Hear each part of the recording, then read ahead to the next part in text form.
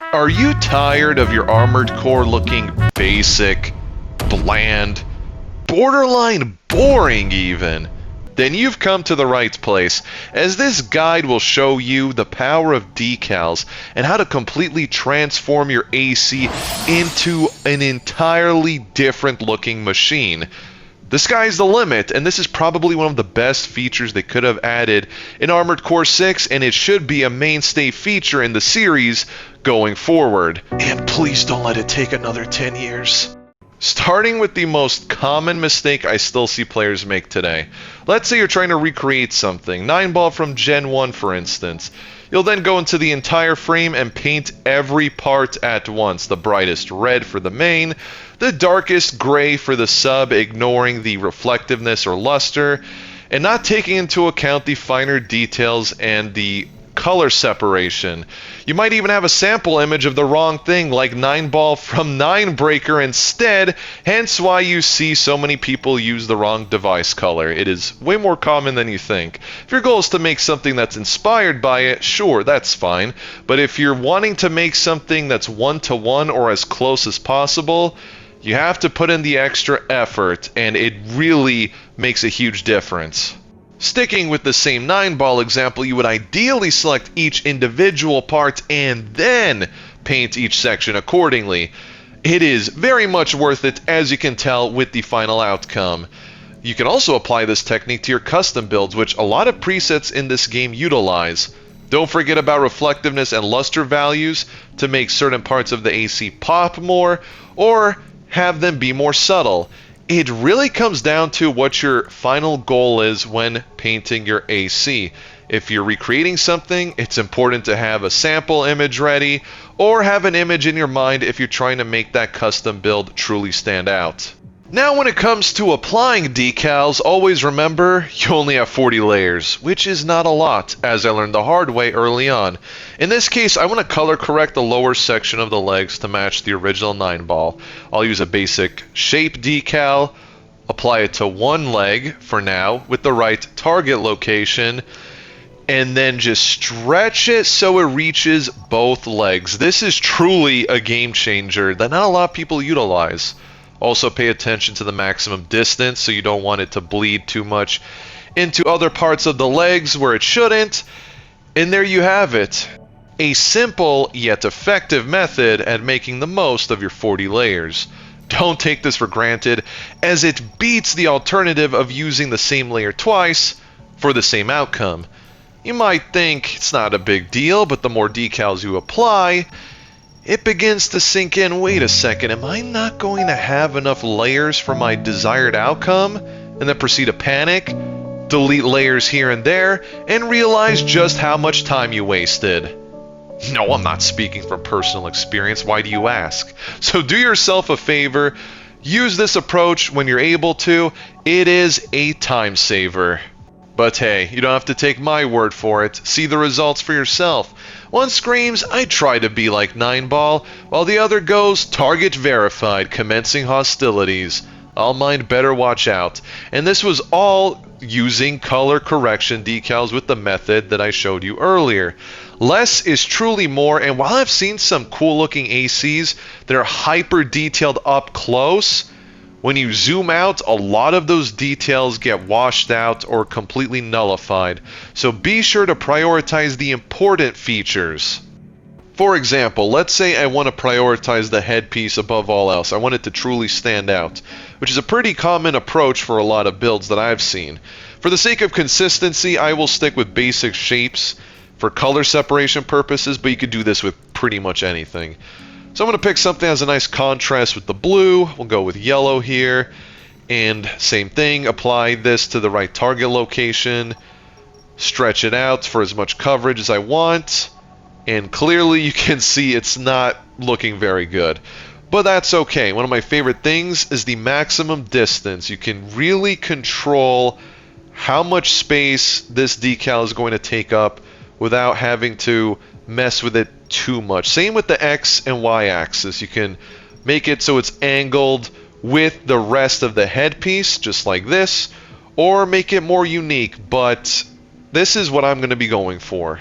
I will say I do wish the maximum distance setting had a little bit more precision, but it is what it is. Got to make do with what we have.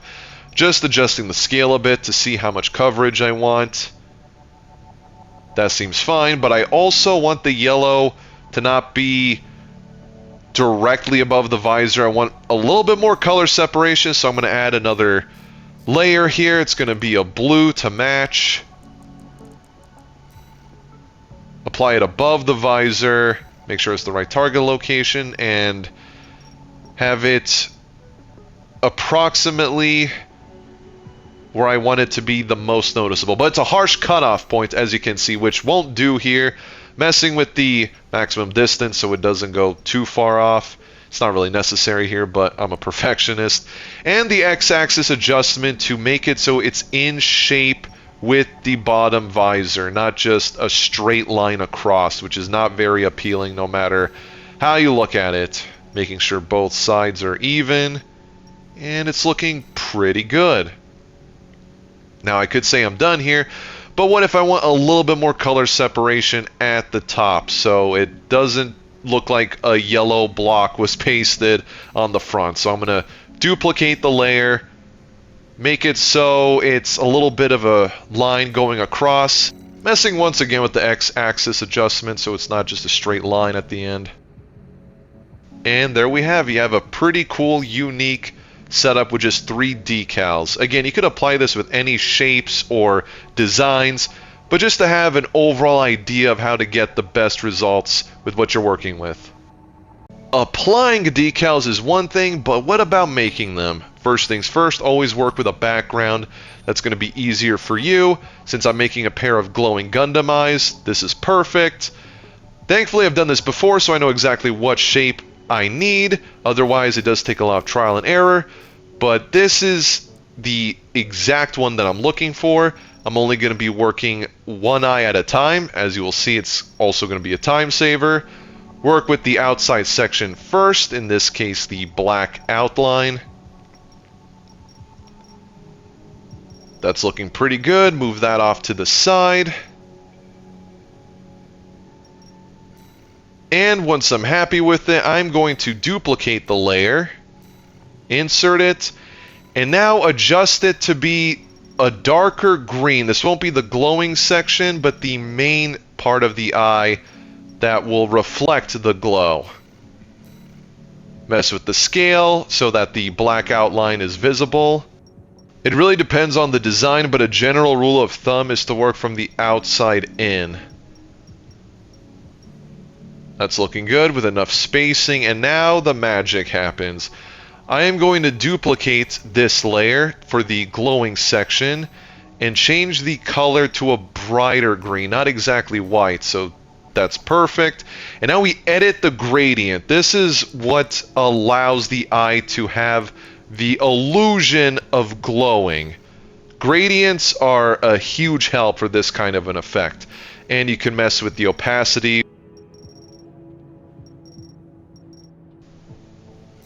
But I'm going to stick with 100% here. Next, I'm going to select each layer so I can create a group to work with all 3 layers at once. Copy it, insert it, and finally, mirror it.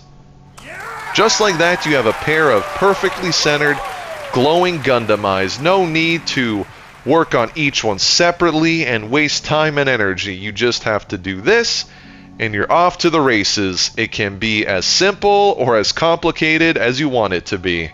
These are quite literally the same techniques I used for some of my own builds, like my Gundam recreations. Heavy Arms in particular use the exact same steps that I showed you. Once more, the results speak for themselves. Once again, I hope you found this guide helpful, and I know I didn't show off any super over-the-top or highly intricate designs to replicate.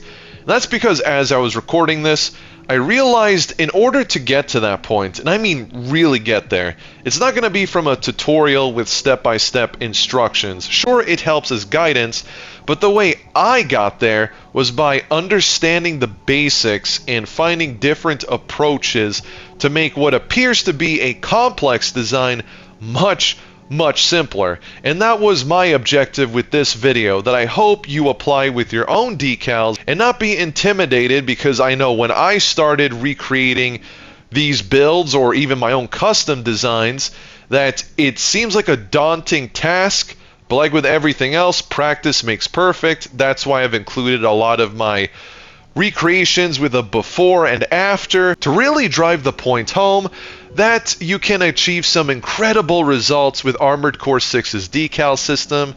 All it takes is a better understanding of what you're working on. Like I said before, less is more. Don't go overboard and focus on those minute details that might not even be noticeable as you're playing the game. Also, it's probably safe to say that I'll be making another community poll asking about what other topics you'd like to see me cover and video guides just like this one. Feel free to share your own ideas down in the comments below, because I'm very happy to see that most of you find these guides useful, and it encourages me to make more videos like them.